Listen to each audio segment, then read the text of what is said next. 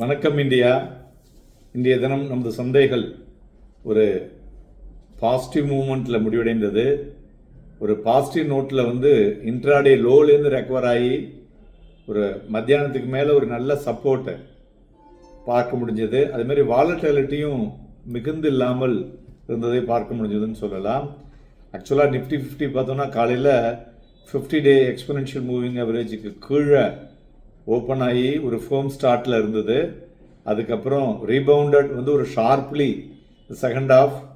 So Nifty கிட்டத்தட்ட ஓவராலாக இன்றைக்கி 180 புள்ளிகள் ஹை லோக்கு பார்க்க முடிஞ்சதுன்னு சொல்லலாம்.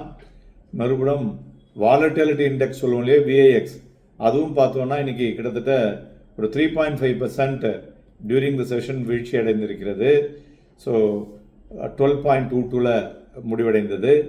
ஸோ நிஃப்டி 93.95 புள்ளிகள் அதிகரித்து 25,819.35 முடிவடைந்திருக்கிறது. அட்வான்சஸ் 1386, டிக்ளைன்ஸ் பார்த்தோன்னா 1085. மார்க்கெட் பிரெத்தை பார்க்கும் பொழுது பாசிட்டிவாக இருக்கிறது, ரிமைன் பாசிட்டிவ். அதுபோல் பிராடர் மார்க்கெட்டை பார்த்தோன்னா மிட் அண்ட் ஸ்மால் கேப்பும் இன்னைக்கு பெட்டராக இருக்குது. மேலும் 73 பங்குகள் அப்பர் சர்க்கியூட்டும் 56 பங்குகள் லோவர் சர்க்கியூட்டையும் அடிச்சிருக்கு. அதுபோல் 110 பங்குகள் 52 வீக் ஹையையும் 100 பங்குகள் 52 வீக் லோயையும் அடிச்சிருக்கிறது. துறைகளை பார்க்கும் பொழுது இன்னைக்கு மெட்டல் ஒரு டாப் கெய்னர்னு சொல்லலாம், கிட்டத்தட்ட 1.33%. ஸோ இந்த ப்ரீவியஸ் லாஸ்லாம் ரிவர்ஸ் பண்ணியிருக்கு. ஏன்னா மெயினாக யூஎஸ் ட்ரேட் ரெப்ரஸன்டேட்டிவ் என்ன சொல்லியிருக்காங்கனாக்கா, ஒரு simplifying steel tariffs but industry pushback இருக்கக்கூடும் என்ற எதிர்பார்ப்பு. அதனால் ப்ராடர் மார்க்கெட்டில் ஒரு ஃபேர்ம் இருந்ததுன்னு சொல்லலாம். ஸோ மறுபுறம் பிஎஸ்யூ பேங்க்ஸ் எல்லாமே நாளைய தினம் வரக்கூடிய ஆர்பிஐனுடைய இன்புட்டு ப்ளஸ் அங்கே யூஎஸில் அவங்களுடைய ஃபெட்டினுடைய இன்புட்டு இதற்கு தகுந்தாற்போல் ரியாக்ட் செய்யக்கூடும் என்றும் எதிர்பார்க்கலாம். அதுபோல் எஃப்எம்சிஜியில் ஒரு நல்ல ரெக்கவரி டுடே. ஸோ அதுலேயும் மெயினாக பார்த்தோன்னா எஸ்பெஷலி அந்த காட்ரே ஃபிலிப்ஸ் ஸ்டாக்ஸ் பார்த்தீங்கன்னா 20%க்கு மேலே இன்றைக்கி ஏறி இருக்குது. ஸோ அந்த ஹையர் காஸ்ட்டில் அந்த ப்ரைஸஸ்லாம் இதுவாகுன்னு சொன்னதெல்லாம் இப்போ மேனேஜ் பண்ணி மார்க்கெட்டில் இன்றைக்கி அடித்து தூக்கின்னு போயிருக்குன்னு சொல்லலாம்.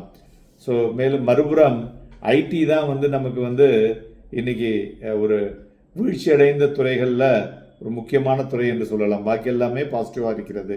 இண்டிவிஜுவல் ஸ்டாக்ஸை பொறுத்தவரை பார்த்தோன்னா HDFC Life, Tata Steel, ITC, Tata Consumer, Bajaj Auto இவையெல்லாம் ஏறிய பங்குகள். இறங்கினதில் ONGC, Wipro, Eternal, Adani Enterprises and Infosys இவையெல்லாம் வீழ்ச்சியடைந்த பங்குகள் என்று சொல்லலாம். மேலும் இன்றைய தினம் எஃப்ஐயும் பார்த்தோன்னா கிட்டத்தட்ட ஒரு 995 crores வாங்கியிருக்காங்க. ஸோ இதுவும் ஒரு பாசிட்டிவ் நியூஸ். அதேமாதிரி டொமஸ்டிக் இன்ஸ்டிடியூஷன்ஸும் ஒரு 187 crore வாங்கியிருக்காங்க. சென்டிமெண்ட் இம்ப்ரூவ் ஆகிருக்கு. க்ரூட் ஆயில் ப்ரைஸஸ் இறங்கினது இன்றைக்கி ஒரு மாதிரி ஒரு பாசிட்டிவாக இருக்குது. மெயினாக எகைன் டொனால்ட் ட்ரம்ப் என்ன சொல்லியிருக்காருனாக்கா, ஈரான் டாக்ஸ் ஜியோ பொலிட்டிக்கல் கன்சர்ன்ஸில் ஓரளவுக்கு பெட்டராக இருக்குது. அதனால் லோவர் வாலட்டிலிட்டி ஒரு கான்ஃபிடென்ஸை ஃபர்தராக பூஸ்ட் பண்ணக்கூடும் என்று எதிர்பார்க்கலாம். தங்கம் இன்றைய தினம் 1522 ரூபாய் அதிகரித்து 1,52,940 சில்வர் 7,867 ரூபாய் அதிகரித்து 2,36,650 குரூடாயில் 143 ரூபாய் அதிகரித்து 5,785 மணிவாக கொண்டிருக்கிறது. நேற்றைய தினம் சைனாவுடைய நியூ இயர் டே.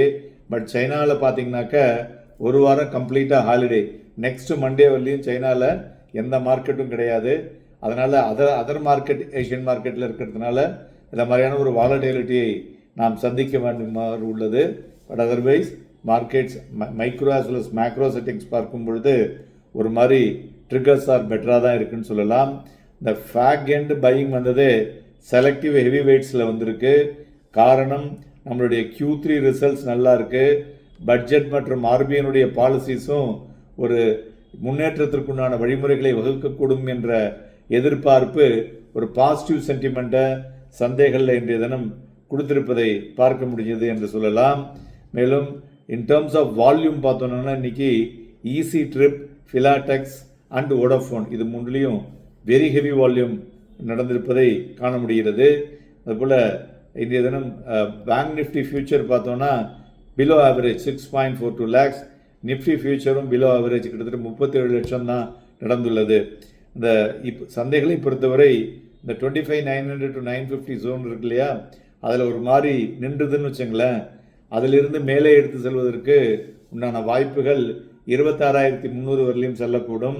அதுபோல் டவுன் சைடு பார்த்தோன்னா 25,700 மற்றும் 25,650 ஸ்ட்ராங்காக இருக்கக்கூடும் என்று எதிர்பார்க்கலாம்.